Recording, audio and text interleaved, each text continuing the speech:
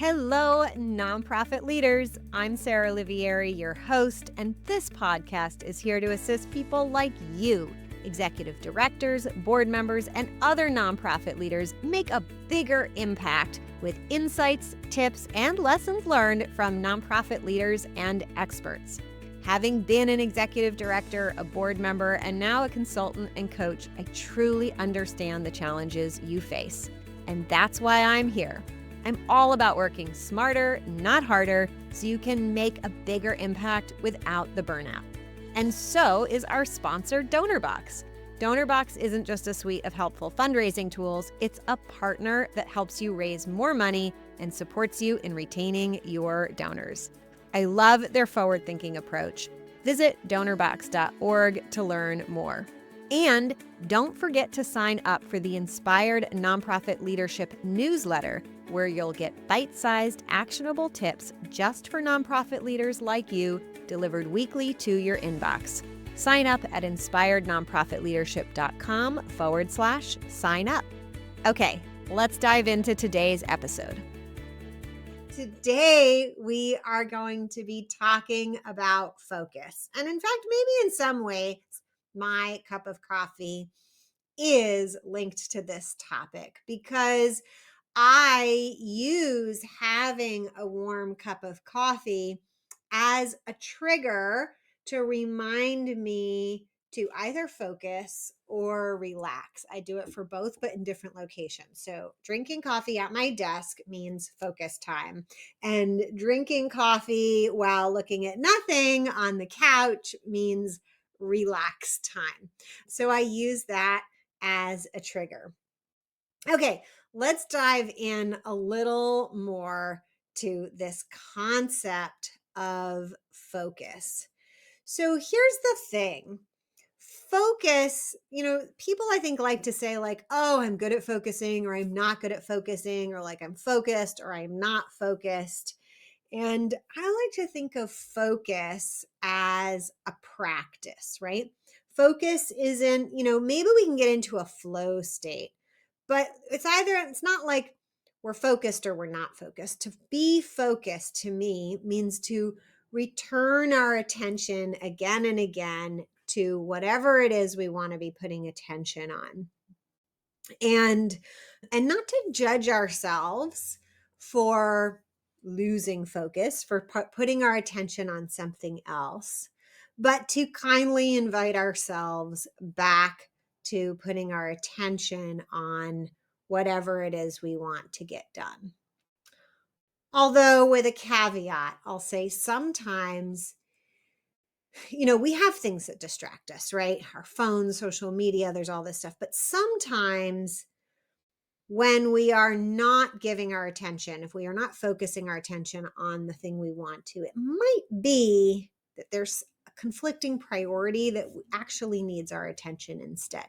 So I'm always listening for that and listening to myself and my body and my brain when it's time to focus, and providing supports for myself to stay focused, right? Because focus is something that drifts in and out. Just like my camera here changes focus as I move forward and back and around. And this camera is actually a little slow to refocus, so you can see it. I had an old camera that was very fast and you almost didn't notice it refocusing.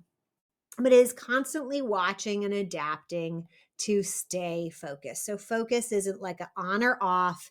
It's like a drift spectrum-y thing. And that is normal.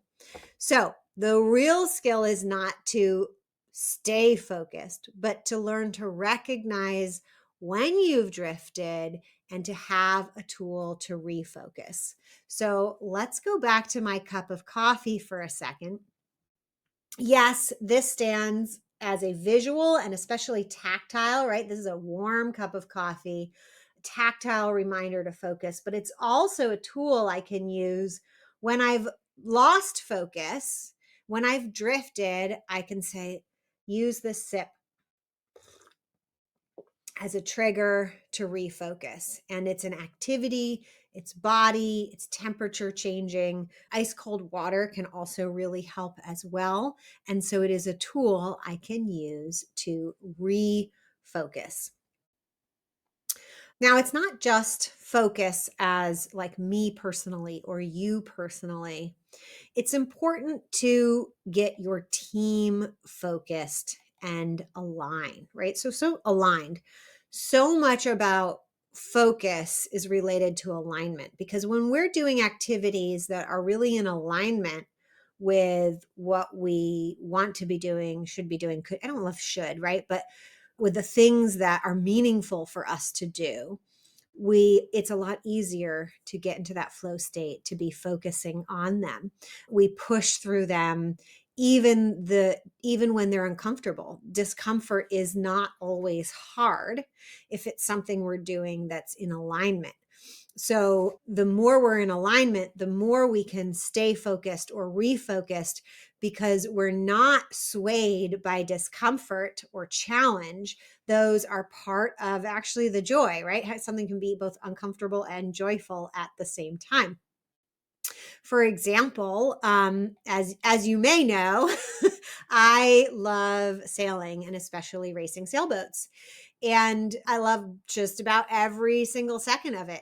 Are there times when it's physically very hard? Yes. Are there times when it's quite uncomfortable? Absolutely, because you're in an awkward position, because you're having to move very fast, because there's a level of, I'll call them stressful situations. You may not respond as stress, but challenging, dynamic situations.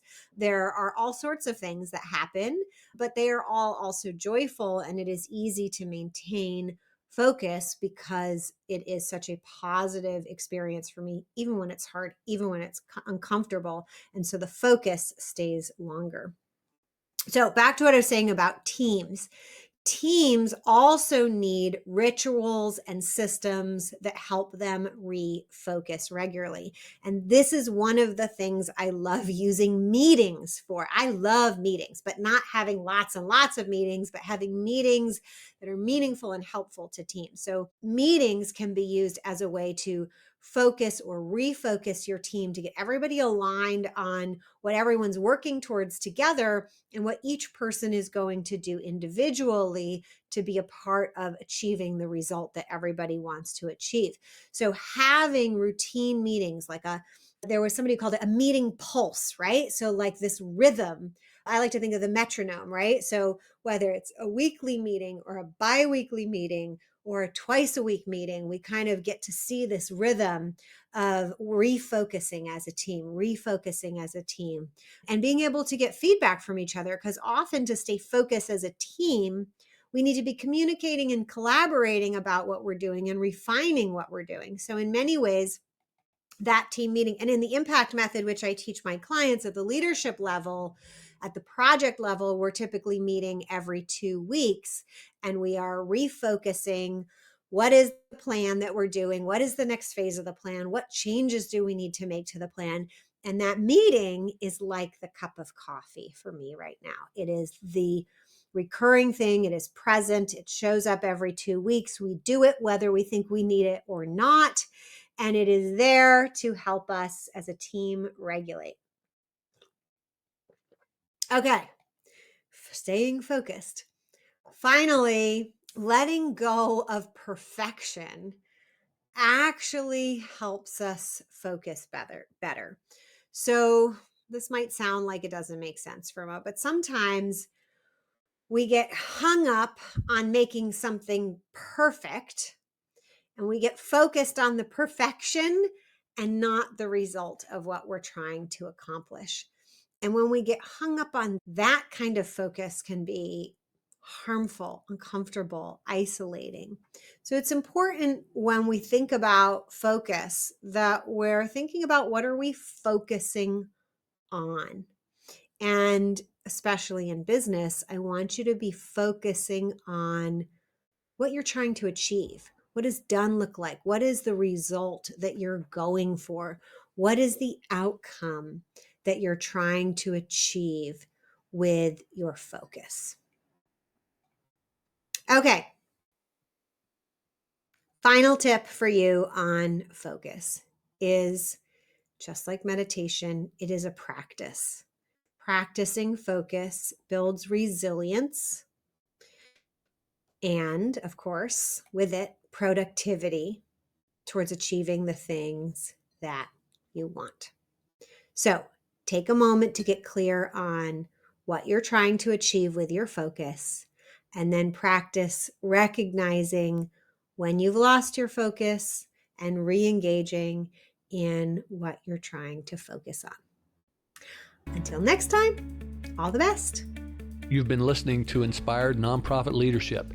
Thanks so much for tuning in. Be sure to subscribe so you don't miss a single episode or the bonus episodes. And while you're at it, please leave a rating and review, and be sure to share with your friends and colleagues. Tune in every week for more useful insights and wisdom on nonprofit leadership. Thanks so much for all you do for the communities you serve. Until next time, all the best.